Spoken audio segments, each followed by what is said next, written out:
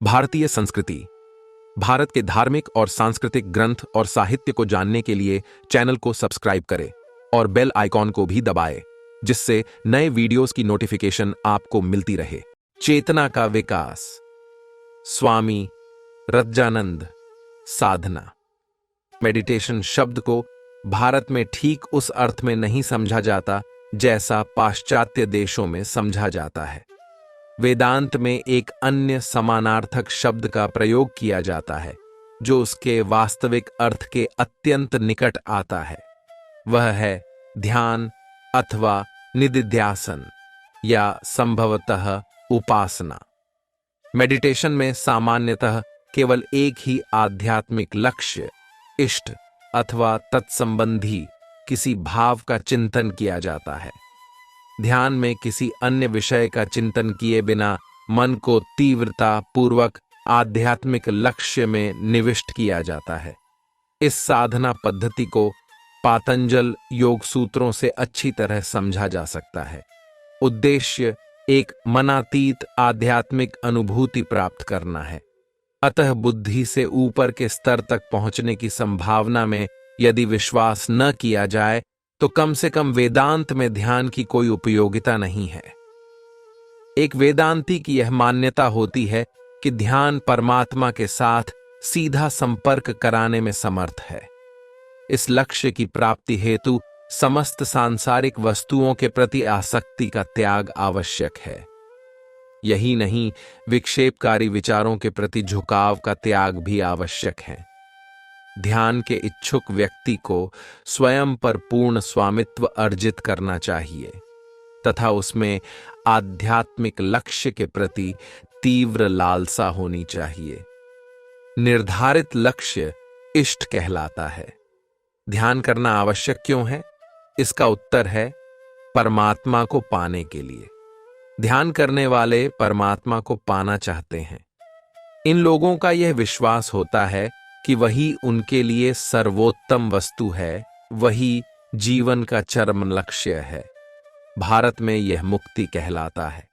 यह भी उल्लेख करना आवश्यक है कि ध्यान में मन को अत्यंत एकाग्र, सूक्ष्म तथा यथासंभव कुशाग्र होना चाहिए।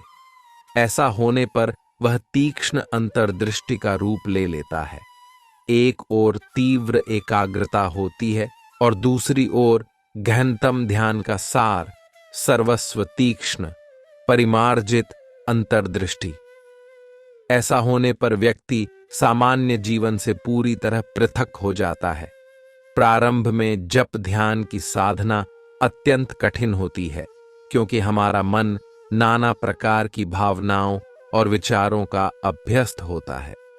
इसके साथ अतीत के अनुभवों की ही नहीं अपितु निकट जीवन के अनुभवों की भी स्मृतियां जुड़ जाती हैं। इन सारी बातों से आध्यात्मिक विषय पर मन को एकाग्र करना कठिन हो जाता है। आध्यात्मिक आदर्श या इष्ट के ध्यान में निमग्न होने के लिए बहुत कम लोग अपने मानसिक क्रियाकलापों से स्वयं को अलग करने के इच्छुक होते हैं। लेकिन इष्ट प्राप्ति के इच्छुक निष्ठावान लोगों के लिए विभिन्न विचारों से मन को शुद्ध करने का एक प्रभावशाली उपाय है। यह है आत्मनिरीक्षण और आत्मविश्लेषण। गहन आत्मनिरीक्षण तथा सावधानी पूर्वक आत्मविश्लेषण करने से मनोजगत की समस्त बुराइयों को दूर किया जा सकता है। प्रारंभ में यह कठिन होता है क्योंकि हम स्वयं का निष्पक्ष निरीक्षण नहीं कर पाते तथा अपने दोषों को आसानी से स्वीकार नहीं करते।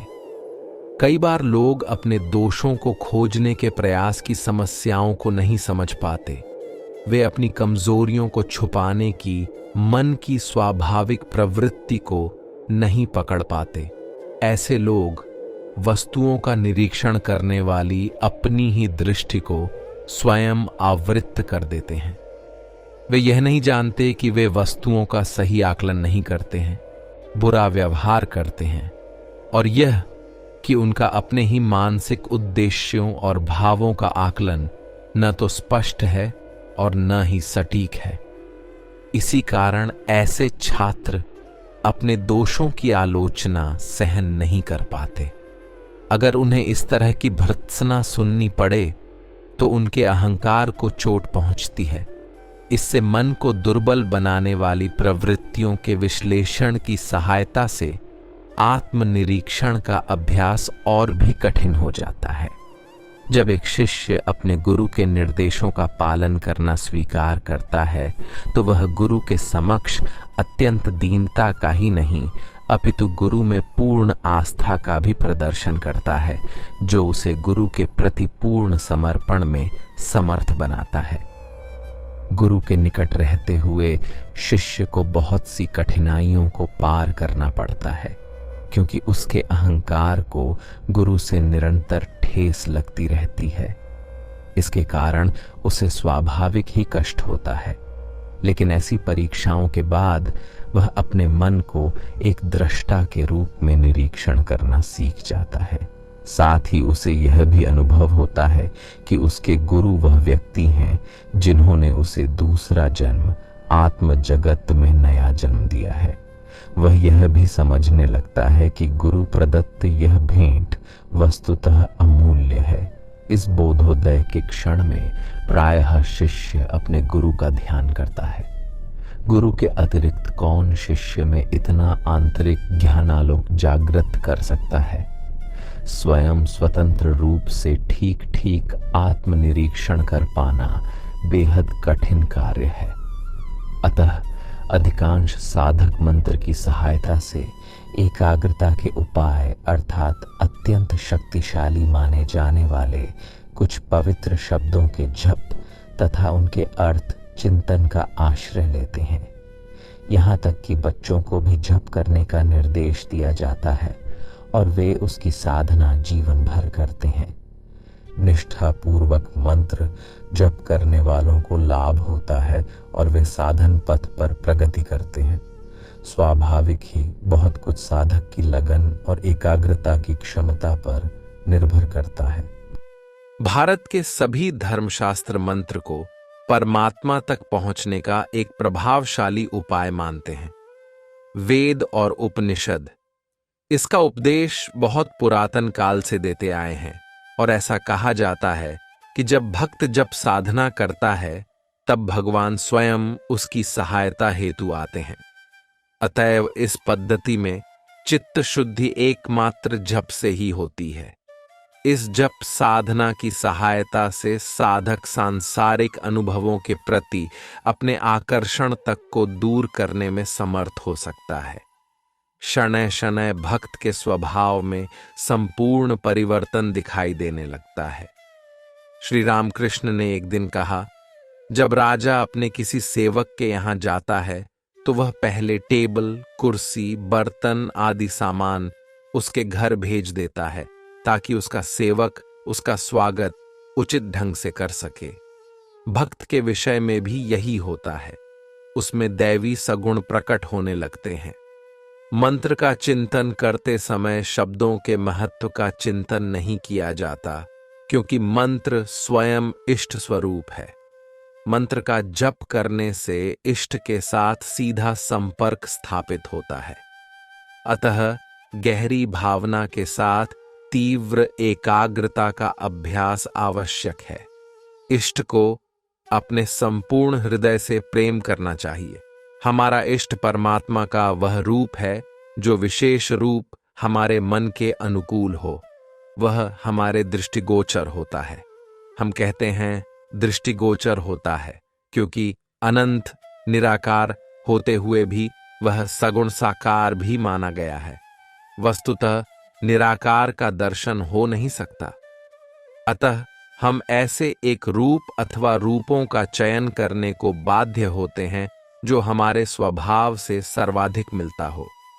उदाहरणार्थ कुछ भक्त ईश्वर की शक्तिमत्ता के प्रति आकृष्ट होते हैं, कुछ प्रेम और अन्य मृदुता, ज्ञान आदि के प्रति इष्ट का चयन करते समय भक्त उसका वर्ण करता है जो उसे सर्वाधिक संतोष प्रदान करे, जो उसके विचारों और प्रेम को तृप्त करे। इस प्रकार भक्त आसानी से गहरा ध्यान कर सकता है। कुछ साधक इस अवस्था तक पहुंचने में कठिनाई का अनुभव करते हैं। वे अपने इष्ट का चिंतन, उनकी महानता, ऐश्वर्य आदि का पाठ कर आरंभ करते हैं। लेकिन मैं इस बात पर जोर देना चाहता हूं कि ध्यान की यह प्रक्रिया बौद्धिक नहीं है।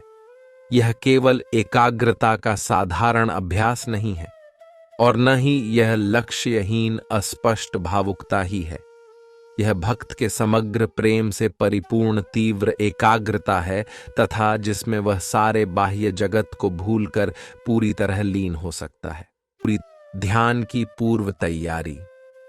सही तरीके से ध्यान करने से हमें अपने बारे में क्या बातें झांत होने लगती हैं? हम पाते हैं कि मन को दुर्बल बनाने वाली प्रवृत्तियों का खिंचाव पूर्वापेक्षा कम हो गया है तथा सामान्य स्वास्थ्य में सुधार आ रहा है। यही नहीं, एकाग्रता की शक्ति में भी वृद्धि हुई है, जिसके फलस्वरूप हम जिस किसी काम को हाथ में लेते हैं उसमें अधिक सफलता हासिल करते हैं। परंतु धर्म का संबंध सांसारिक सफलता से नहीं है। उसका उद्देश्य परमात्मा की खोज करना है, जो सबका आधार है। ध्यान का लक्ष्य चरम सत्य का साक्षात्कार है। इसी चरम सत्य को वेदांतवादी हमारे अस्तित्व का मूल आधार मानते हैं। मैंने विश्व के विभिन्न धर्मों की अनेक पुस्तकें पढ़ी हैं तथा ध्यान और मनन की विभिन्न साधना पद्धतियों का अध्ययन किया है। इससे मैं इसी निष्कर्ष पर पहुंचा हूं कि सभी का लक्ष्य एक ही है। ध्यान चेतना के हमारे सामान्य स्तर को अधिक उदात्त स्थिति पर उठाने की प्रक्रिया है। हमारा स्वभावतः ही देह और मन के साथ तादात्म्य रहता है। वस्तुतः हम स्वयं को न तो अपने शारीरिक लक्षणों से और न ही मानसिक रुझानों से पृथक कर पाते हैं, क्योंकि हमारी यह गलत मान्यता बन गई है कि देह के बिना किसी भी प्रकार का भोग संभव नहीं है और विचारों के बिना उल्लेख योग्य कोई व्यक्तित्व संभव नहीं है। हम अपने आप को अपने विचारों के साथ पूर्ण रूपेण एक रूप समझते हैं और यही एक अंतर यानी मन और आत्मा के बीच अंतर समझना आवश्यक है।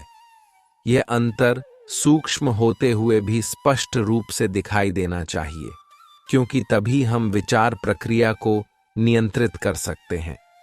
यह आत्मनियंत्रण ध्यान में सफलता के लिए आवश्यक है। मन अथवा वेदांतोक्त अंतःकरण के संदर्भ में ध्यान को समझने का प्रयत्न करें। हमारा अंतःकरण सदा सक्रिय रहता है तथा वह अत्यंत शक्तिशाली है। वह सबल इसलिए है कि वह देह से अधिक काम करता है। हमारे सोते रहने पर भी वह कार्यरत रहता है। वह कभी तो हमारा मित्र होता है तो कभी हमारा शत्रु हो जाता है। जब कभी हम रात को नाना विचारों के कारण सो नहीं पाते, तब यह अंतःकरण हमारा शत्रु बन जाता है। जब यह उदात्त विचारों और आदर्शों का रूप ग्रहण करता है, तब यह एक मित्र, एक सहायकर्ता मित्र बन जाता है और तब हमें सचमुच प्रसन्नता होती है। अतः मन हमारे अध्ययन का मुख्य विषय होना चाहिए, क्योंकि सुप्रशिक्षित होने पर वह लक्ष्य प्राप्ति में हमारी सहायता कर सकता है।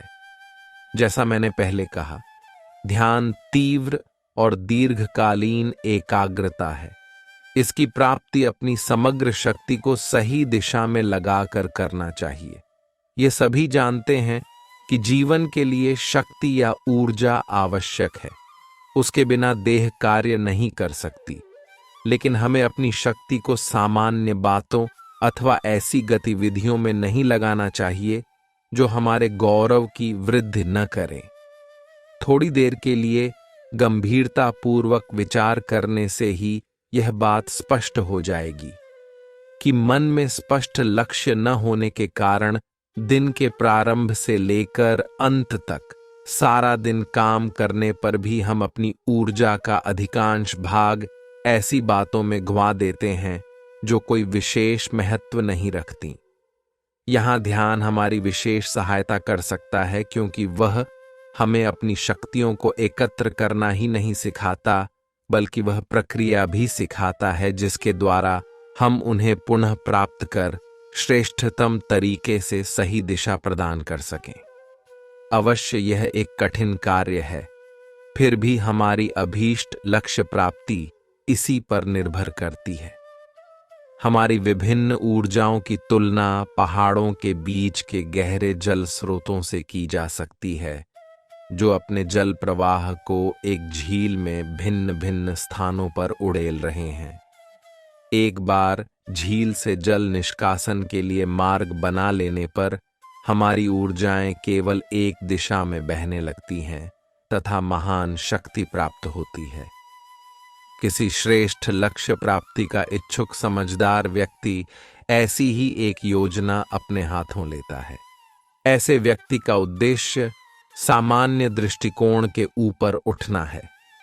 वह सामान्य रूप से विश्व के प्रति एक नितांत नए दृष्टिकोण का तथा स्वयं के प्रति विशेष रूप से एक नवीन मानसिकता प्राप्त करना चाहता है।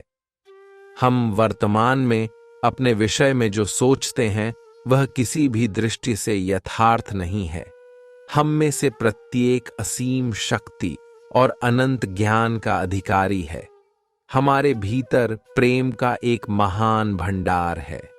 क्या यह जानकारी सत्य अनुसंधान की प्रारंभिक अवस्थाओं में जिन कठिनाइयों का हमें सामना करना पड़ता है उन्हें पूर्णतया न्यायोचित सिद्ध नहीं करती?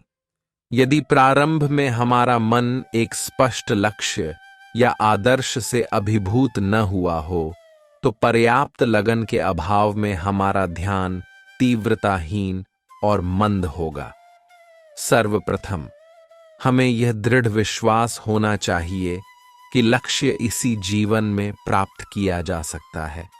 हमें कभी भी नकारात्मक विचारों का पोषण नहीं करना चाहिए, यथा मैं नहीं कर सकता, मैं आज नहीं कर सकता क्योंकि, अथवा मुझ में पर्याप्त बल नहीं है। मेरा मन सदा भटकता रहता है। ध्यान के समय मन के भटकाव का अनुभव सभी को होता है, विशेषकर आजकल, क्योंकि हम ऐसे काल में जी रहे हैं जिसमें हमें बहुत सी सांसारिक बातों के चिंतन की प्रेरणा मिलती रहती है। हम में से अधिकांश नगरों और महानगरों में रहते हैं, अतः साधारण विज्ञापनों की सतत बौछार से उत्पन्न अनिवार्य तनाव को सहना पड़ता है। यदि अपनी परिस्थिति की तुलना समाज से दूर किसी पर्वतीय गुफा में अकेले ध्यान कर रहे योगी की परिस्थिति से करें, तो हमें कोई आश्चर्य नहीं होगा कि हमें मन को एकाग्र करने में इतनी कठिनाई हो। चाहे जो हो, हमें अपने समय और शक्ति का श्रेष्ठतम उपयोग करने का प्रयत्न करना चाहिए। संसार में रहते हुए भी नाना प्रकार के कार्य करने के लिए बाध्य होते हुए भी उच्च व्यक्तिगत आदर्श रखने से हमें कोई नहीं रोक सकता। यह बात अच्छी तरह समझ लेना चाहिए। यह बात मन में अच्छी तरह बैठा लेनी चाहिए।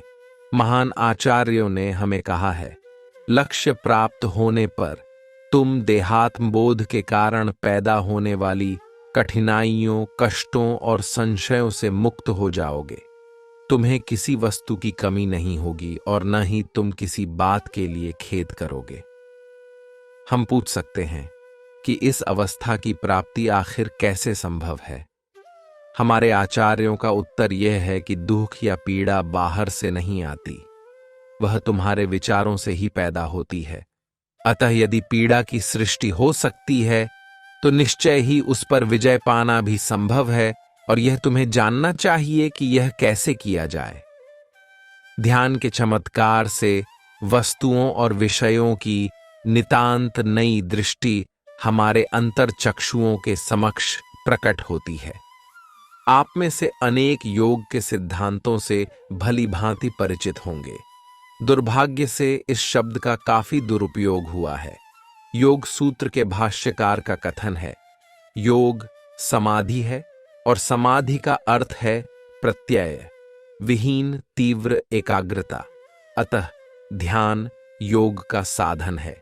योग शास्त्र में हम जिन सभी उपायों का वर्णन पढ़ते हैं वे सभी इस प्रत्यय विहीन चेतनावस्था की प्राप्ति हेतु तैयारियां हैं। हम देह की देखभाल करते हैं जिससे वह शांत और तनाव रहित होकर चित्त वृत्ति निरोध की सहायक यंत्र बन सके। चित्त का अध्ययन सदा मेरी रुचि का विषय रहा है। चित्त शब्द का अंग्रेजी में साइकी अनुवाद किया जा सकता है क्योंकि यह शब्द हमारे समग्र विचार समूह के पीछे विद्यमान वस्तु का निकटतम संकेतक है।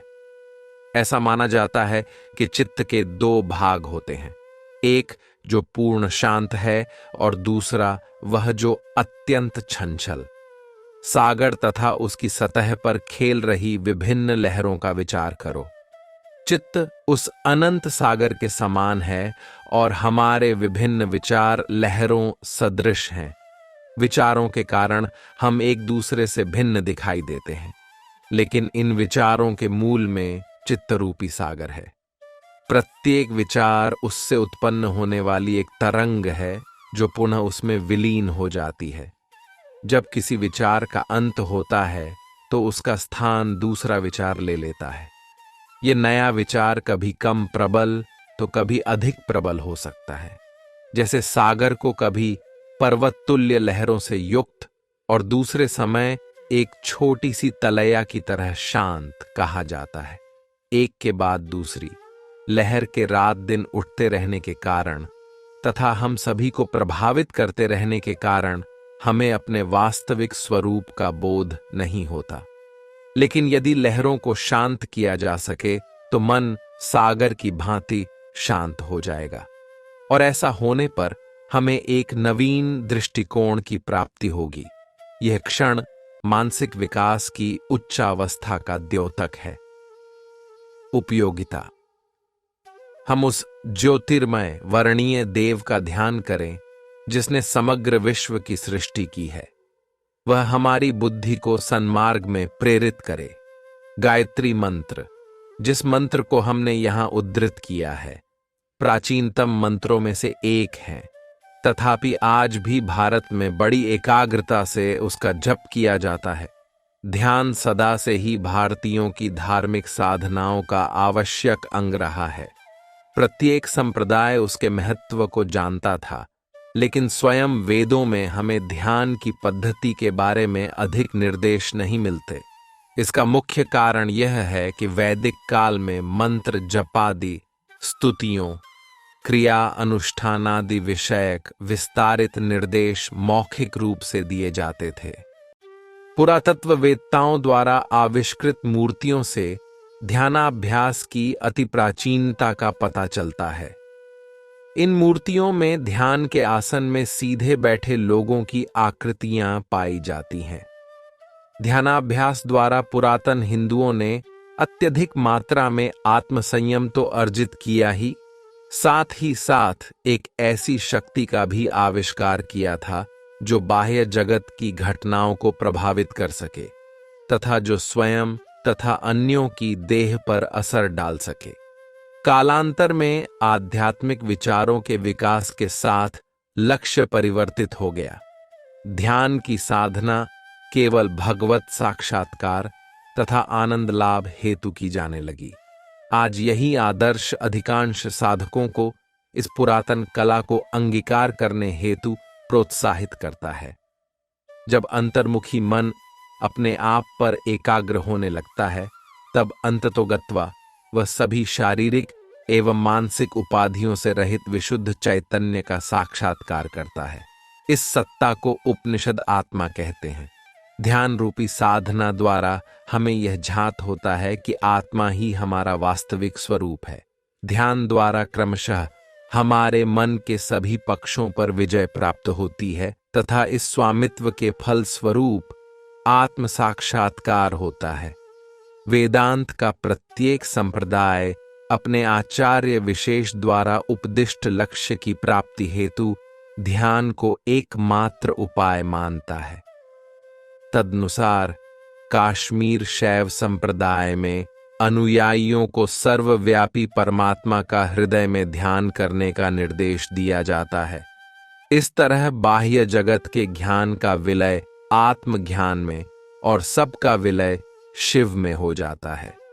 इस साक्षात्कार में समस्त द्वैत का नाश हो जाने के कारण हम कह सकते हैं कि शैव धर्म अंततः अद्वैत में पर्यवसित हो जाता है। तंत्र साधना में ध्यान का अभ्यास उपासक, उपास्य और उपासना तीनों को चित्त या विशुद्ध चैतन्य में रूपांतरित करने के लिए किया जाता है।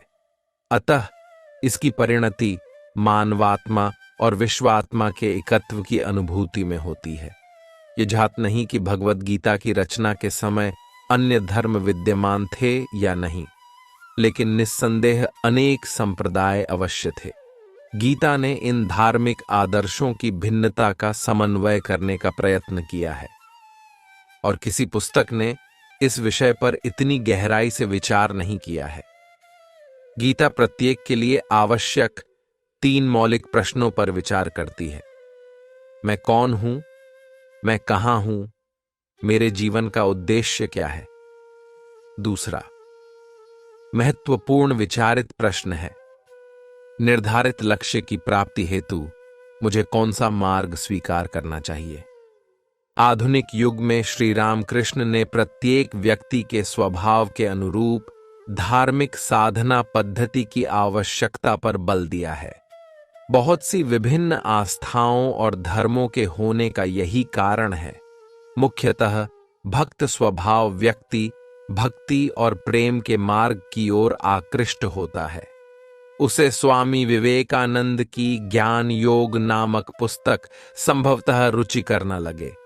इस पुस्तक में चरम सत्य और मानव के वास्तविक स्वरूप की चर्चा की गई है, लेकिन भक्त अपने इष्ट के ध्यान और उनसे प्रार्थना करने से ही संतुष्ट रहता है। साधन पथों की विविधता नितांत आवश्यक है। गीता में सभी पंथों का वर्णन योग के रूप में किया गया है, अतः उसको पढ़ने वाला प्रत्येक व्यक्ति केवल हिंदू ही नहीं, अपनी निजी अभिरुचि के अनुरूप प्रेरणा प्राप्त कर सकता है। 6ठे अध्याय के 2 शीर्षक ध्यान योग और आत्म संयम योग से 2 भिन्न मार्गों का संकेत प्राप्त होता है, लेकिन वस्तुतः ये एक ही है। आत्म संयम के बिना गहरा ध्यान असंभव है। पतंजलि अपने योग सूत्रों में ध्यान के विषय में बात करते समय प्रायः स्वस्वामित्व या आत्म संयम का पुनः पुनः उल्लेख करते हैं। आजकल सर्वत्र ध्यान के विषय में बहुत रुचि दिखाई देती है। ग्रेट्स के इस आश्रम में पहली बार आने वाले आगंतुकों को जब मैं यह कहता हूं कि आश्रम के अंतेवासी सामूहिक ध्यान करते हैं, तो इस जानकारी से लोगों को बड़ी प्रसन्नता होती है। इसके बाद के प्रश्न हमेशा ध्यान के विषय में ही होते हैं। इसका कारण क्या है? इसका कारण यह है कि सभी को अनायास ही यह लगता है कि ध्यान से स्वास्थ्य अच्छा होता है और बुरी आदतों को दूर किया जा सकता है। ध्यान मन को स्थिरता भी प्रदान करता है, जिससे उच्चतर मनस्थिति की प्राप्ति हो सकती है। प्रत्येक व्यक्ति का अपना एक निजी लक्ष्य होता है। सर्वत्र ध्यान की विभिन्न प्रणालियों का यही कारण है। एक ट्रांसेंडेंटल या इंद्रियातीत ध्यान है, फिर आधुनिक परिस्थितियों के अनुरूप सामूहिक ध्यान है। इसके अतिरिक्त जैन ध्यान, तिब्बतीय ध्यान, योग निर्दिष्ट ध्यान आदि हैं। ये सभी ध्यान की मूल्यवान प्रणालियां हैं और इनके विभिन्न परिणाम हो सकते हैं। ध्यान की विधियां भी एक सी नहीं है। यह एक व्यापक विषय है और उन सभी विधियों की रूपरेखा यहां प्रदान करना संभव नहीं है। मैं इतना ही कहूंगा कि ध्यान आवश्यक है। हमें ध्यान करना सीख लेना चाहिए और उसका यथासाध्य अभ्यास करना चाहिए। लक्ष्य अवश्य प्राप्त किया जा सकता है और थोड़ा सा प्रयास भी लाभकारी होता है। जिनके पास अधिक समय है वे अपनी अभ्यस्त मनस्थिति की तुलना में अनेक गुनी उच्चतर ऐसी मनस्थिति की प्राप्ति कर सकते हैं जिसकी उन्होंने कल्पना भी न की हो। सभी संप्रदायों की शिक्षाएं उपयोगी हैं, लेकिन यह तभी जब हमें अपनी मनस्थिति की स्पष्ट धारणा हो। अतः प्रत्येक व्यक्ति के लिए ध्यान संभव नहीं है। उपनिषद और पुराणादि पुरातन भारतीय धर्मशास्त्रों में बार बार तप शब्द आता है। प्रत्येक भारतीय बालक उससे परिचित है। उपनिषदों में कहा गया है कि ब्रह्म को जानने के लिए तप करना चाहिए। तप से हमारे अनुसंधान के विषय की प्राप्ति होती है। तीव्र एकाग्रता और तितिक्षा का अभ्यास तपस्या कहलाता है। तपस्या की सहायता से ध्यानोपयोगी एक स्थिर आसन प्राप्त होता है, जिसमें साधक किंचित मात्र हिले बिना बाह्य जगत से पूर्ण विस्मृति की स्थिति में बैठ सकता है। वह इस भाव में डूब जाता है कि उसके बाहर कुछ और विद्यमान नहीं है। इस अवस्था में महान ताप पैदा होता है। ऐसा साधक शीत का अनुभव नहीं करता। चारों ओर बर्फ जमी हो तो भी उसे पसीना आता है। लेकिन यह सब एक गौण परिणाम है, प्रापणीय लक्ष्य नहीं। तप द्वारा गहरे ध्यान का अभ्यास दीर्घ काल तक बनाए रखा जा सकता है और अंततोगत्वा एक संतुलित व्यक्तित्व का लक्ष्य प्राप्त किया जा सकता है। एक शाश्वत दृष्टा के अनुसंधान के प्रति मानव की सदियों से रुचि रही है। ध्यान, प्रार्थना, उपासना आदि सभी विभिन्न साधना पद्धतियां मानव की उसकी आत्मा की खोज में सहायक उपाय हैं। कुछ पाठकों को यह देखकर कि मैं ध्यान की चर्चा धर्म के साथ कर रहा हूं, आश्चर्य होगा। इसे समझना बहुत कठिन नहीं है। वेदांत प्रत्येक धर्म तथा उनकी प्रत्येक बात को सही परिप्रेक्ष्य में समझने में हमारी सहायता करता है। वेदांत विभिन्न धर्मों के बीच विद्यमान निश्चित अंतर को स्पष्ट करने में हमारी सहायता करता है। वह ध्यान द्वारा प्रापणीय आध्यात्मिक लक्ष्य के विषय में हमें निर्देश देता है, जिससे हम शाश्वत सत्य का आविष्कार कर सकें। विभिन्न धर्मों के बीच विद्यमान व्यापक विभेदों का क्या कारण है? ये सब पैगंबर या धर्म संस्थापकों के जन्म स्थान तथा जिस क्षेत्र में उन्होंने धर्म प्रचार किया उस पर निर्भर करता है। यदि उसी धर्माचार्य ने किसी अन्य स्थान में धर्म प्रचार किया होता तो उन्होंने वही बात उस स्थान विशेष के अनुरूप भिन्न प्रकार से कही होती।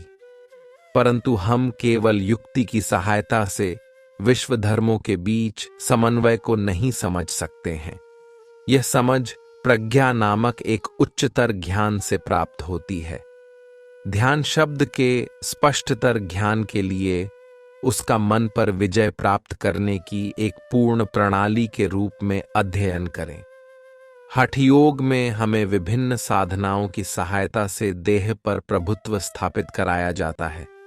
यही नहीं, मस्तिष्क पर भी प्रभुत्व प्राप्त कराया जाता है, भले ही यह अविश्वसनीय प्रतीत हो। हठ योग में निष्णात व्यक्ति का उसके फेफड़ों, पाचन तंत्र आदि सभी अंगों पर नियंत्रण रहता है। वे उसकी इच्छानुसार कार्य करते हैं। मन पर प्रभुत्व स्थापित करना कहीं अधिक है, लेकिन अपने स्वरूप के ज्ञान के लिए यह नितांत आवश्यक है। हमें चेतना के सामान्य स्तर के ऊपर सांसारिक विचारों से सदा पूर्ण रहने वाले मन के ऊपर उठना होगा। स्थिर मन के लिए स्थिर आसन आवश्यक है। अतः मन संयम के लिए हमें ऐसे आसन में बैठना चाहिए जिसमें हम लंबे समय तक बैठ सकें।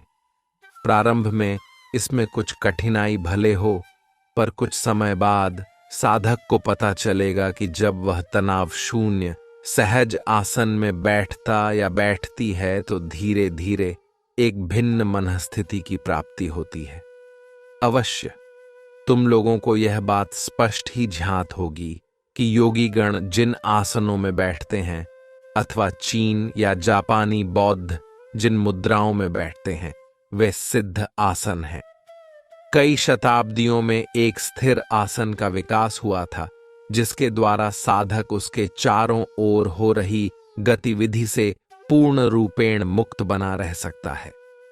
ध्यान के समय मन को श्वास प्रश्वास, एक बिंदु, गुरु, ईश्वर की किसी प्रतिमा आदि किसी भी वस्तु पर अथवा मैत्री, करुणा, दया, सज्जनता आदि किसी विचार या सद्गुण पर एकाग्र किया जा सकता है। ये सभी समान रूप से लाभकारी हैं।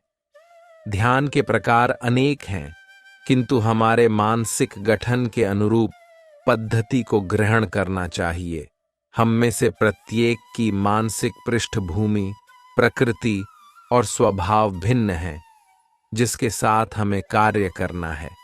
अतः ध्यान साधना का एक मार्ग नहीं हो सकता। जिस गुरु ने लंबे समय तक ने तुम्हारा निकट से निरीक्षण किया हो, वही तुम्हारे स्वभाव के अनुरूप तुम्हारे इष्ट के विषय में सलाह दे सकता है। लेकिन गुरु से भी अधिक महत्वपूर्ण है कि तुम स्वयं चयन करो। तुम्हें श्रद्धावान भी होना चाहिए। पतंजलि द्वारा प्रयुक्त धारणा शब्द प्रबल लगाव या पकड़ का द्योतक है। ऐसी प्रबल धारणा का विकास कर लेना चाहिए कि आवश्यकता पड़ने पर आसन में फेर बदल करने पर भी तुम मानसिक रूप से विचलित न हो, तुम्हारे मन पर इस बाह्य परिवर्तन का प्रभाव न पड़े।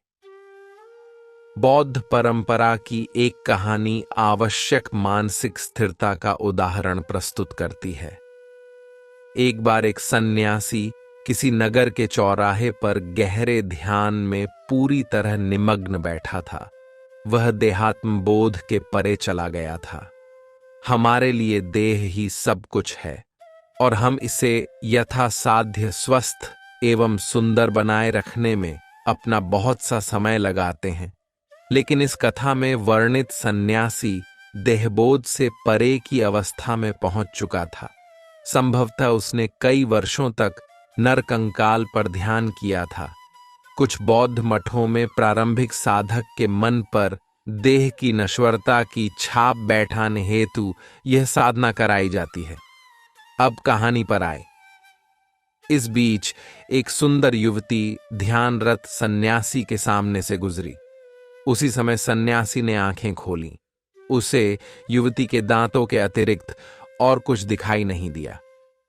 कुछ देर बाद उसका पति उस ओर से गुजरा और उसने उस सन्यासी से पूछा कि क्या वह उसे कुछ जानकारी दे सकता है। वह अपनी पत्नी को खोज रहा है। सन्यासी ने कहा, नहीं, मैंने किसी युवती को देखा ही नहीं। मैंने केवल कुछ हड्डियों के एक कंकाल को जाते देखा है। सन्यासी को दांत देखने से तत्काल कंकाल का विचार हो आया और उसे इसके अतिरिक्त और कुछ नहीं दिखाई दिया। भारत में सर्वाधिक प्रचलित ध्यान पद्धतियों में ईश्वर के विभिन्न रूपों की सहायता ली जाती है। श्री रामकृष्ण की जीवनी में गोपाल की मां की आनंदवर्धक घटना पाई जाती है। एक भक्त महिला ने जीवन भर बाल गोपाल की उपासना की। फलस्वरूप वह उस दिव्य बालक को अपने निकट देखने लगी। वे आकर उसके साथ खेलते, उसके कंधों पर चढ़ते और खाना मांगते। हम कह सकते हैं कि उसकी धारणा इतनी दृढ़ हो गई थी कि उसे केवल वह बालक ही दिखाई देता था, अन्य कुछ नहीं। शिव का ध्यान करने वाले शिव ही देखते हैं। ईसा पर ध्यान करने वाले ईसा का ही दर्शन करते हैं। तीव्र एकाग्रता के फलस्वरूप एक आध्यात्मिक मनस्थिति पैदा होती है जो कभी नष्ट नहीं होती। अब एक अत्यंत महत्वपूर्ण प्रश्न को लें। हम स्वीकार करें या न करें, एक तत्व है जिसे हिंदू लोग विशुद्ध चैतन्य कहते हैं। चैतन्य हमारी वास्तविक आत्मा है। चैतन्य सदा विद्यमान रहता है। समय अवधि समाप्त होने पर केवल देह कुछ समय के लिए विलीन हो सकती है। मुख्य प्रश्न है, मैं कौन हूं? अगर मैं अपनी आत्मा को न जानूं तो अन्य प्रश्न अप्रासंगिक हो जाते हैं। मुझे स्वयं की परिभाषा करनी चाहिए। मुझे स्वयं के बारे में स्पष्ट जानकारी होनी चाहिए। भगवद गीता के पूरे दूसरे अध्याय में इसी विषय पर विचार किया गया है। उसमें हमें शिक्षा दी गई है कि हम स्वरूपतः नित्य, शाश्वत, अविनाशी आत्मा हैं। यही हमारे समग्र अस्तित्व को प्रभावित करती है, लेकिन हम उसे देखते नहीं, हमें उसका बोध नहीं होता। मुझे तुम्हारा बोध है, मुझे वस्तुओं का बोध है, लेकिन मुझे आत्मा का जरा भी बोध नहीं है। हम और हमारे वास्तविक चैतन्य स्वरूप के बीच क्या बाधा है? यह चित्त ही बाधक है।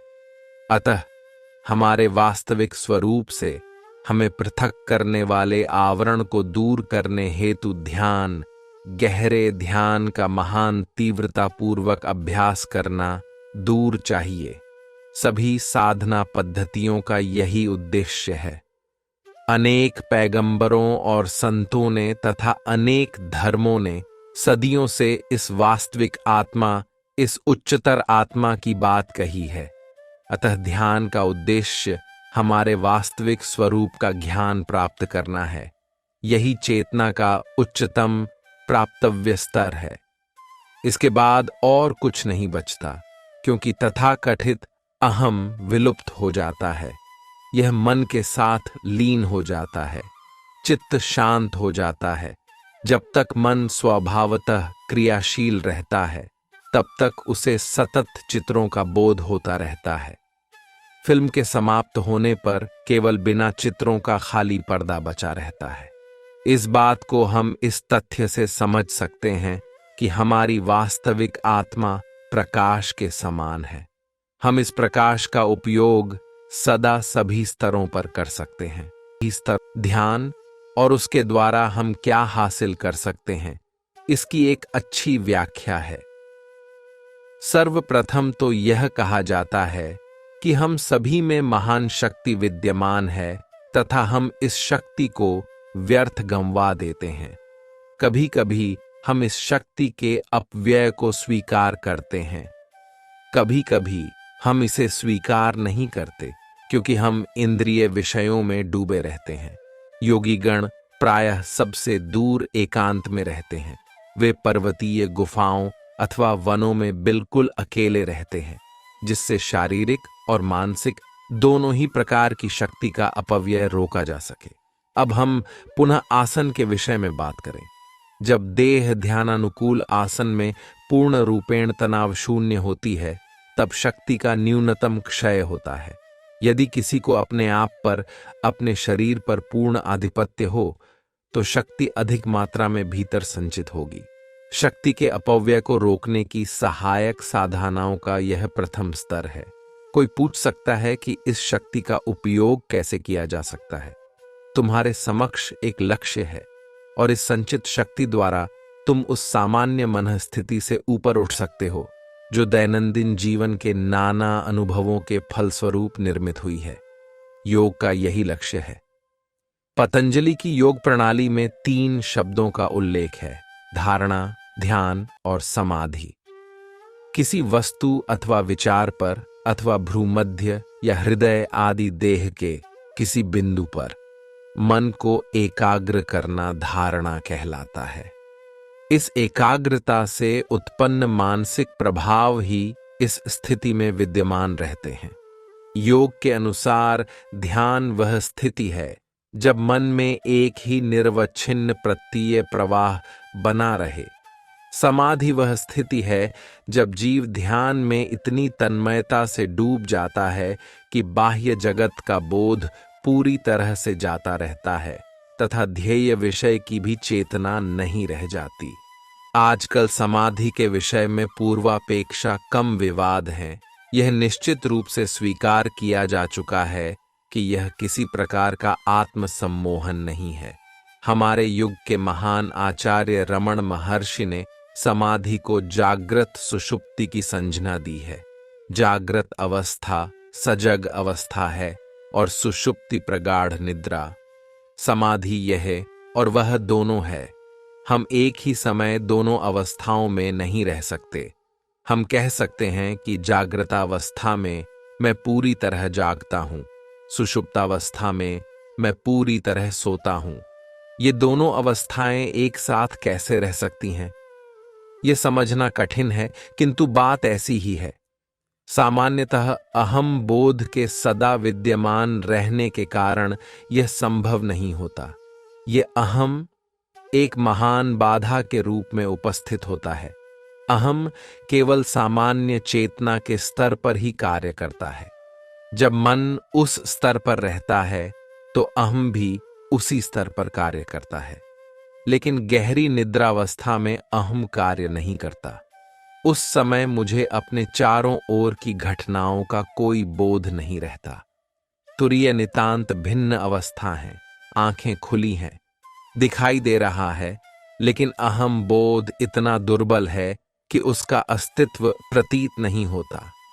इस अंतिम आवरण के हटने पर विशिष्ट चरित्रयुक्त व्यक्तित्व के रूप में, अपने निजी स्वभाव आदि के रूप में विद्यमान अहम भी विलीन हो जाता है। तब आत्म प्रकाश अपनी पूर्ण उज्ज्वलता के साथ प्रकाशित हो उठता है। जैसा कि स्वामी विवेकानंद ने कहा है, जिस अवस्था में आत्मा अचेतन तथा चेतना के सामान्य स्तर से ऊपर चली जाती है, उसे समाधि या अति चेतनावस्था की संज्ञा दी गई है। तुम पुनः पूछ सकते हो, इस सब की क्या उपयोगिता है? लेकिन इसके उत्तर में योगी यह कहेगा कि अपने गुरु की सहायता से वह अपनी समग्र शक्ति पर प्रभुत्व प्राप्त करने में समर्थ हुआ है। अब वह उसे किसी भी दिशा में अपनी इच्छानुसार नियोजित कर सकता है। मन पर प्राप्त इस प्रभुत्व, इस संयम की सहायता से हम किसी भी साधन पथ पर धीरे धीरे अग्रसर हो सकते हैं।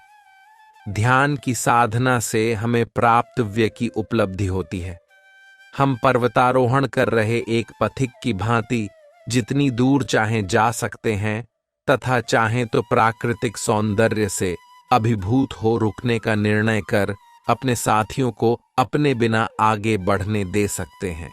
ध्यान परमात्मा का साक्षात्कार करा सकता है, लेकिन यह स्वास्थ्य बनाए रखने तथा बुरी आदतों से छुटकारा पाने में भी सहायक हो सकता है। इस प्रणाली से सर्वप्रथम तनाव निवृत्ति होती है। इसके बाद एकाग्रता प्राप्त होती है, जिससे देह पर पूर्ण नियंत्रण हासिल होता है। देह के पूर्ण रूपेण तनाव शून्य होने पर उसकी समस्त बाधाएं दूर हो सकती हैं। कुछ दिनों पूर्व मैंने रोग और उनके उपचार पर एक पुस्तक पढ़ी। उसमें लेखक ने लिखा है कि रोग, उसे जिस मात्रा में महत्व दिया जाता है, उस मात्रा में बढ़ता, घटता या दूर तक हो जाता है। यदि उसे कम महत्व दिया जाए तो प्रकृति भीतर पुनः संतुलन स्थापित करने हेतु सक्रिय हो उठती है, जिससे स्वास्थ्य लाभ में सहायता मिलती है। इसे स्वीकार करना संभवतः कठिन प्रतीत हो, लेकिन अनेक लोगों द्वारा इसे प्रमाणित किया गया है। लेखक निश्चित रूप से यह कहता है कि केवल रोग का ही चिंतन करते रहने से रोग की वृद्धि होगी। उपचार में सहायता के लिए रोग को भूल जाओ। श्री रामकृष्ण ने कहा है, अरे मन, तुम शांत रहो, देह और रोग को भूल जाओ। केवल रोग का विचार करते रहने के बदले मन को दूसरी दिशा में लगाए रखना चाहिए। यदि तुम प्रतिदिन ध्यान करो तो प्रतिदिन प्रगति करोगे। प्रायः लोग कहते हैं कि वे प्रगति नहीं कर रहे हैं तथा उन्हें कोई आध्यात्मिक लाभ प्राप्त होता प्रतीत नहीं हो रहा है। यह हो सकता है, लेकिन यदि थोड़ा बहुत भी प्रयास किया गया हो तो कोई प्रगति नहीं हुई है। इसमें मैं विश्वास नहीं करता। प्रत्येक प्रयास एक छाप छोड़ जाता है। इसके फलस्वरूप मन अथवा विचार शक्ति संयत होती है, और ध्यान का उद्देश्य यही है। मन पर महान प्रभुत्व स्थापित हो जाने पर तुम अपनी विचार शक्ति को देह के प्रत्येक अंग से हटा सकोगे। श्री रामकृष्ण के एक अंतरंग शिष्य स्वामी तुरायानंद, जिनकी एक बार शल्य क्रिया ऑपरेशन की गई थी, कहते थे, बेहोश करने की कोई आवश्यकता नहीं है, तुम उसके बिना ही चीरफाड़ कर सकते हो। उस अंग से अपने मन को हटा लेना ही मेरे लिए पर्याप्त होगा। देह के प्रति ऐसी अनासक्ति की स्थिति उन्होंने कैसे प्राप्त की थी? सर्वप्रथम अपने विचारों को संयत करके शक्ति के अपव्यय को रोकने से और बाद में उसे नई दिशा में परिचालित करने से। यह विषय अत्यंत व्यापक है, अतः साधन पद्धति की गहराई में गए बिना मैं अन्य अनेक बातें बताना चाहता हूं। साधन पद्धति का वर्णन बाद में किया जाएगा। कुछ साधन पद्धतियों में लोग श्वास प्रश्वास पर मन को एकाग्र करते हैं और यह पद्धति काफी उपयोगी सिद्ध होती है। इसी के अनुरूप योग में प्राणायाम नामक एक साधना है जिसमें श्वास प्रश्वास का नियमन किया जाता है। हिंदू लोग ध्यान के पूर्व प्राणायाम के अभ्यास को अनिवार्य समझते हैं। प्राणायाम मनोनिग्रह में सहायक होता है। यह प्रतिमाओं, विचारों अथवा इष्ट पर मन को एकाग्र करने की तरह ही एक अधिकृत साधना पद्धति है। कभी कभी श्री रामकृष्ण अत्यंत कठिन प्रश्नों के सही सटीक उत्तरों से लोगों को आश्चर्यचकित कर देते थे। इसका समाधान करते हुए वे कहते थे, मां, जगदम्बा ने मुझे यह कहा है। सामान्यतः जिन प्रश्नों के उत्तर हम युक्ति द्वारा प्राप्त नहीं कर पाते, उनका उत्तर वे कैसे पा जाते थे, ये देख हम अचंभित हो जाते हैं। मैं इसका केवल यही समाधान प्रस्तुत कर सकता हूं कि वे चेतना के एक ऐसे स्तर पर पहुंच गए थे जहां उन्हें सभी उत्तर प्राप्त थे। साधना का चरम लक्ष्य विशुद्ध चैतन्य की छाया रहित ज्योति की उपलब्धि करना है, लेकिन उसकी उपलब्धि से पूर्व अनेक स्तर हैं।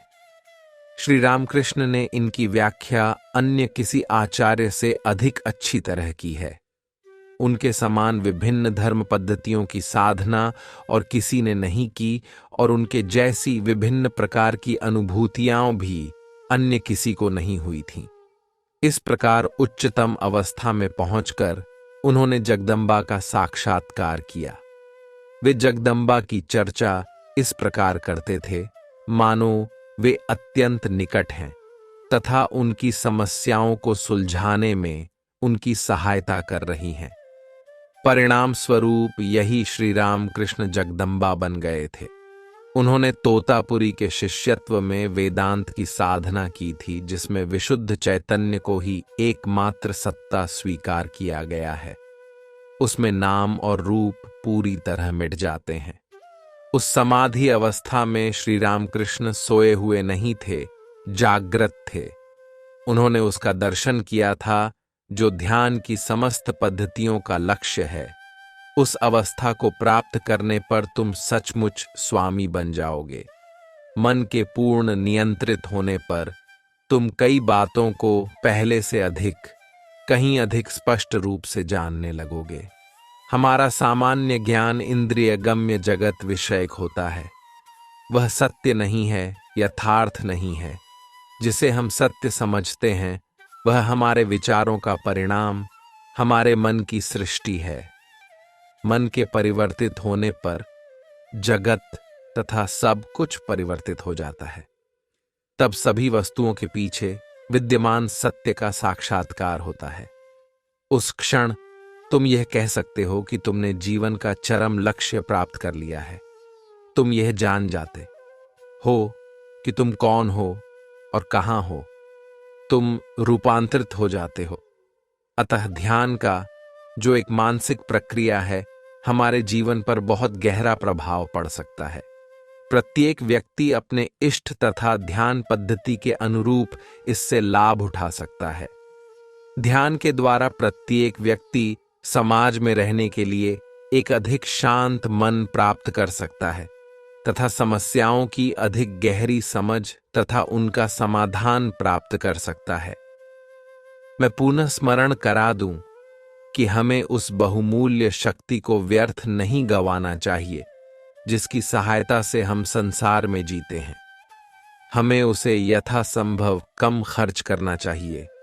हमें तीव्र एकाग्रता का अभ्यास करना चाहिए, जिससे हम अपनी विचार शक्ति पर प्रभुत्व स्थापित कर सकें तथा अपने वास्तविक स्वरूप विशुद्ध चैतन्य की उपलब्धि कर सकें। विभिन्न पद्धतियां। मैंने यह समझाने का प्रयत्न किया है कि ध्यान क्या है और उसका यथासाध्य अभ्यास करने से हमें क्या लाभ हो सकता है। दो प्रकार के लोग ध्यानाभ्यास करते हैं। कुछ लोग केवल अच्छा स्वास्थ्य, कुछ दोषों का निवारण, सांसारिक सफलता आदि भौतिक लाभ की ही कामना करते हैं। अन्य मुख्यतः उच्चतर आध्यात्मिक स्तर की उपलब्धि करना चाहते हैं।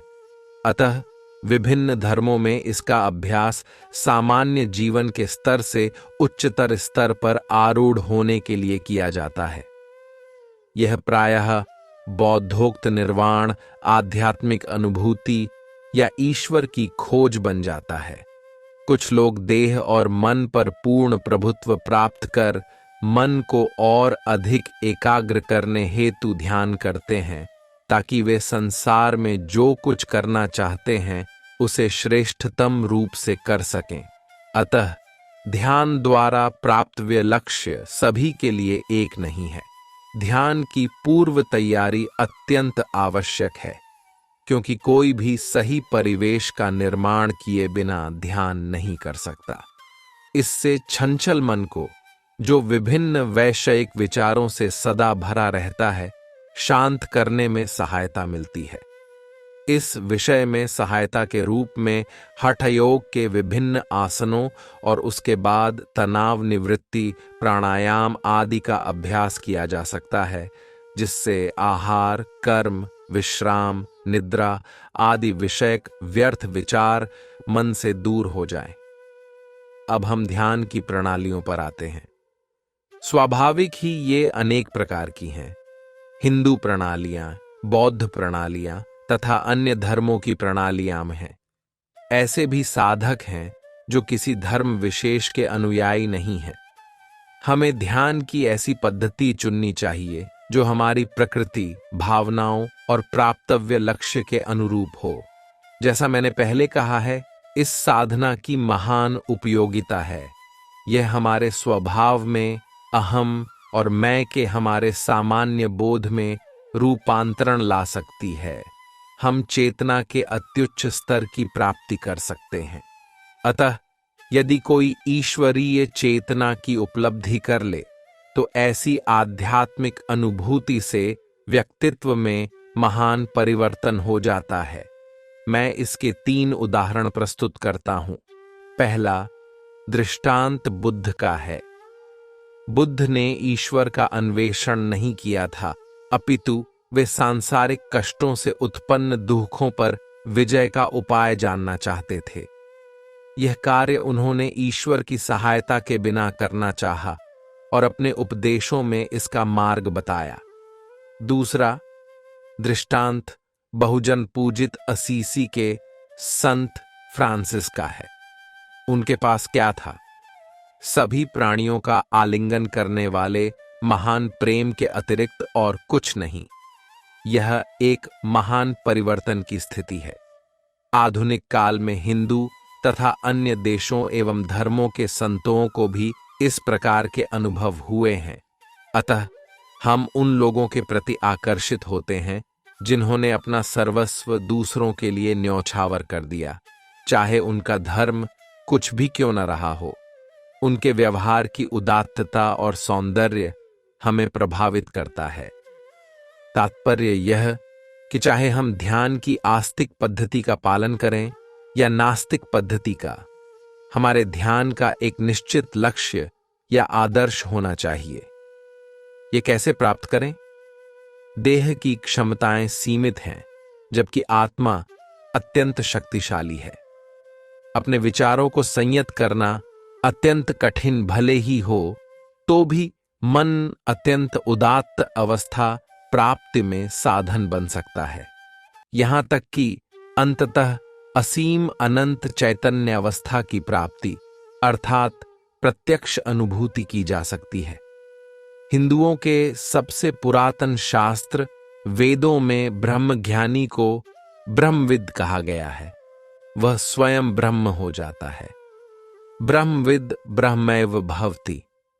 यह असंभव प्रतीत होता है। ब्रह्म तो अनंत है, अतः जो ब्रह्म को जानता है उसे अवश्य अनंत होना होगा। अवश्य यह बात शारीरिक दृष्टि से नहीं कही गई है।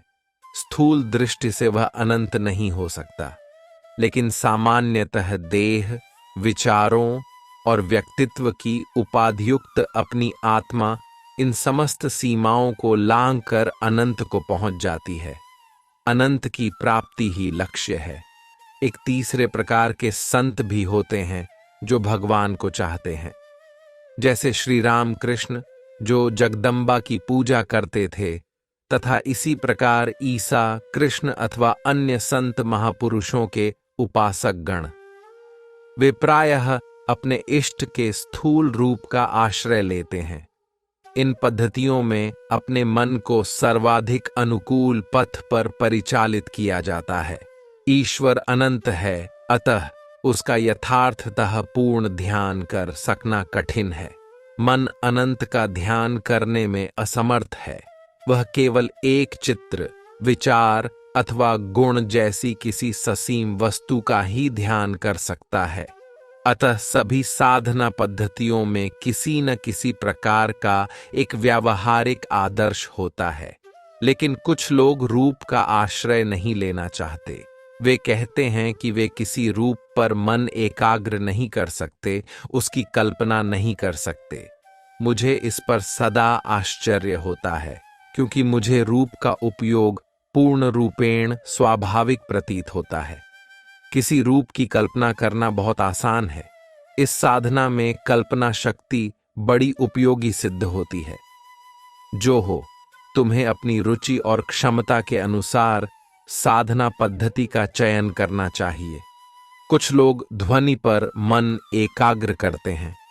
वे घंटे के निनादों पर ध्यान करते हैं। मित्रों ने मुझे कहा है कि संगीत उनके ध्यान में सहायक होता है। अन्य कलात्मक कृतियां एकाग्रता में सहायक हो सकती हैं। हिंदू धर्म में जपमाला की सहायता से मंत्र का जप या प्रार्थना स्तोत्रादि की आवृत्ति का विधान है। तिब्बती सन्यासियों की तरह मुसलमान और ईसाई संत भी जपमाला का उपयोग करते हैं। तात्पर्य यह कि भगवान के पवित्र नाम का जप आध्यात्मिक ध्यान की एक पद्धति के रूप में मान्य है। एक मार्ग विशेष के अनुसरण का निर्णय करने के बाद उस पथ पर अग्रसर हो और उसे मत छोड़ो। ध्यान में यथासंभव गहरे डूबने का प्रयत्न करो। मुख्य प्रश्न यह है, क्या लक्ष्य विशेष के प्रति तुम में महान व्याकुलता है? यदि गुरु द्वारा निर्दिष्ट होने तथा ध्यान की पद्धति बताए जाने पर भी तुम ठीक से ध्यान न कर सको, तो दोष तुम्हारे मन का ही है। यदि तुम लक्ष्य का ठीक से निर्धारण न करो तथा उसके प्रति तुम में तीव्र आकर्षण न हो, तो तुम्हारा मन ही तुम्हारा शत्रु बन जाएगा। ऐसी स्थिति में कुछ क्षणों बाद मन भटकने लगता है। अच्छे ध्यान की प्रथम शर्त यह जानना है कि तुम्हारी तीव्र रुचि किस में है। एकाग्रता के लिए बहुत उच्च आदर्श की आवश्यकता नहीं है। तुम किसी सामान्य व्यक्ति को ही चुन सकते हो। इस संदर्भ में श्री रामकृष्ण एक कहानी कहते हैं। एक गांव में एक सरल किसान रहता था। उसका एक खेत था तथा कुछ जानवर थे, जिनमें एक भेड़ भी थी। एक दिन उसने एक संत से धर्मोपदेश सुना। वह उस ओर आकर्षित हुआ, किंतु उससे ध्यान करते न बना। वह संत के पास लौटकर आया और बोला कि वह ध्यान करने में असमर्थ है। साधु ने पूछा, क्या बाधा है? उसने उत्तर दिया, ओह, मेरी एक अत्यंत प्यारी भेड़ है और मैं सदा उसी के बारे में सोचा करता हूं। साधु ने कहा, ठीक है, अपनी प्यारी भेड़ पर मन को एकाग्र करो। भेड़ में भी परमात्मा ज्योति विद्यमान है। भगवान पर मन को एकाग्र करना सर्वदा आसान नहीं होता, किंतु किसी पशु अथवा अपने प्रेम के किसी पात्र का ध्यान करने से भी चेतना के अति उच्च स्तर की प्राप्ति हो सकती है।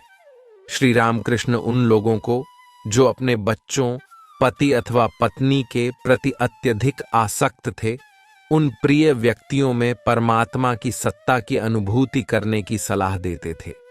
बृहदारण्यक उपनिषद में कहा गया है कि स्थूल शरीरधारी व्यक्ति आकर्षक नहीं होता, बल्कि उस व्यक्ति के भीतर विद्यमान आत्मा हमें आकृष्ट करती है। वह परमात्मा ही सारा आनंद प्रदान करता है। किसी के प्रति प्रेम तथा उस प्रेम से उत्पन्न आनंद ईश्वर नामक मूल स्रोत से आता है। अतः यदि तुम किसी देवता पर मन को एकाग्र न कर सको तो तुम्हें जो प्रिय लगे उस पर मन को लगाओ और अपने को सतत स्मरण दिलाते रहो कि वह परमात्मा का प्रतीक है तथा तुम्हारे लिए उस रूप में प्रकट हुआ है।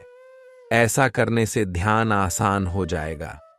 अवश्य बुद्ध, ईसा, रामकृष्ण स्वयं के गुरु अथवा अन्य विख्यात महान संत आदि का ध्यान करना श्रेष्ठतम है, क्योंकि उनके व्यक्तित्व की अनेक बातें सदैव हमारे लिए बहुत प्रेरक होती हैं। इन महान विभूतियों का थोड़ा बहुत चिंतन भी हमें बहुत से व्यर्थ और क्षणिक विचारों से मुक्ति प्रदान करता है। स्वामी ब्रह्मानंद के जिन उपदेशों को हम प्रायः पढ़ते हैं उनमें इष्ट का उल्लेख है। इस संस्कृत शब्द इष्ट का अर्थ है हमारा प्रियतम। अतः इष्ट का चिंतन हमें सदा आनंद प्रदान करेगा।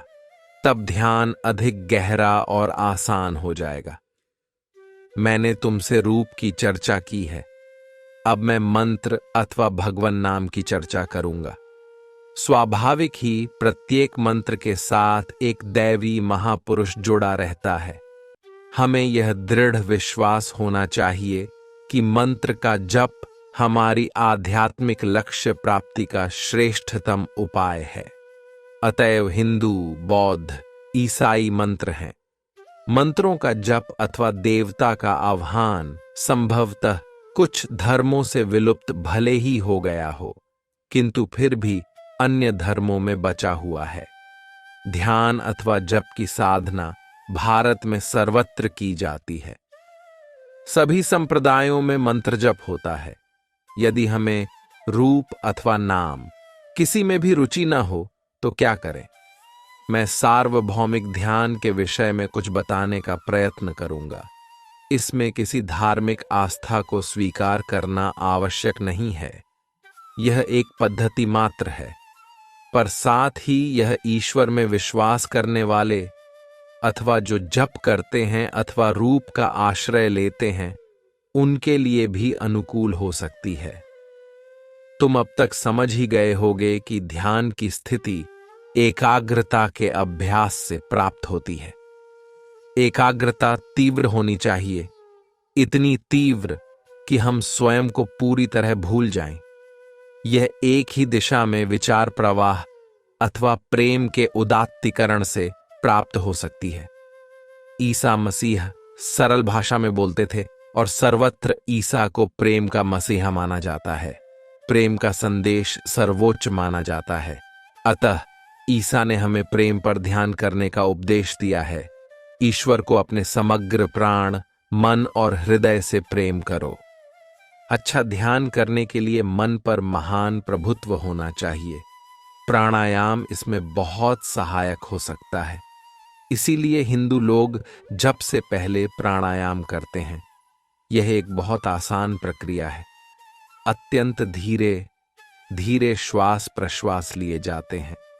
शुरू में 10 सेकंड में श्वास भीतर खींचा जाता है और 10 सेकंड में बाहर निकाला जाता है। इसके लिए श्वास खींचने से पूर्व एक नासिकारंध्र को और बाद में दूसरे नासिकारंध्र को बंद किया जाता है। बाद में तुम 3 या 4 मिनट तक ऐसा कर सकोगे। प्राणायाम का अभ्यास किसी गुरु के निर्देशन में करना चाहिए, अन्यथा वह हानिकारक हो सकता है। यह अच्छे ध्यान की प्रथम प्रारंभिक तैयारी है और यह उस पद्धति के लिए भी उपयोगी है जिसे मैंने सार्वभौमिक ध्यान कहा है। श्वास प्रश्वास का नियमन प्रयत्नपूर्वक ध्यानपूर्वक करना चाहिए। पूरा मन श्वास प्रश्वास पर लगा होना चाहिए। ऐसा करने से तुम और किसी का चिंतन नहीं करोगे। निम्नोक्त प्रक्रिया कुछ अधिक कठिन है। अपने विचारों के दृष्टा बनो। प्रारंभ में तुम्हें निश्चित ही कठिनाई होगी, पर शनय शनय तुम स्वयं को अपने विचारों से अलग कर सकोगे। उदाहरण के लिए, तुम सफलता और असफलता के प्रति तथा तुम्हें कही गई अप्रिय अथवा प्रिय बात के प्रति निर्लिप्त बने रह सकोगे। तब तुम अपने विचारों के भावना रहित निष्पक्ष साक्षी बन जाओगे। तुम्हें यह बोध होगा कि तुम स्वयं और तुम्हारे विचार परस्पर भिन्न हैं। यह बोध आवश्यक है। इस संदर्भ में संभवतः एक बड़ी महत्वपूर्ण बात है, शांति और विश्राम का अनुभव करो। आंतरिक शांति प्राप्त करने के लिए बहुत गहरा ध्यान आवश्यक है। तब कोई विचार, कोई इंद्रियजन्य संवेदन मन में प्रकट नहीं होता।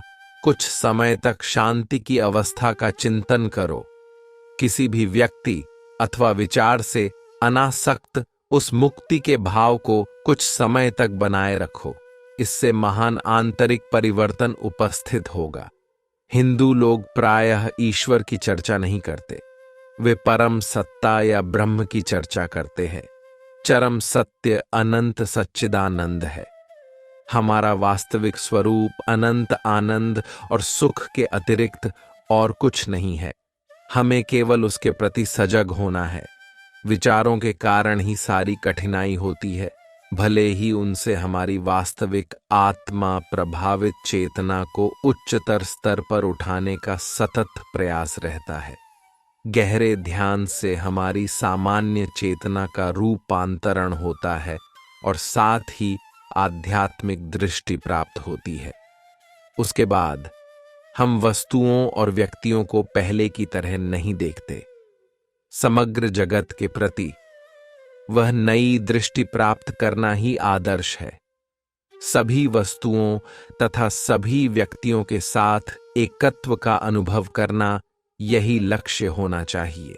लक्ष्य ग्रेट्स के रामकृष्ण मिशन के केंद्र में भोजन के पूर्व मां शारदा के इन शब्दों को दोहराया जाता है।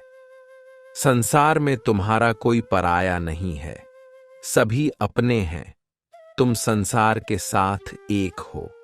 ये विचार क्षणिक न रहकर हम सभी के लिए यथार्थ सत्य होने चाहिए।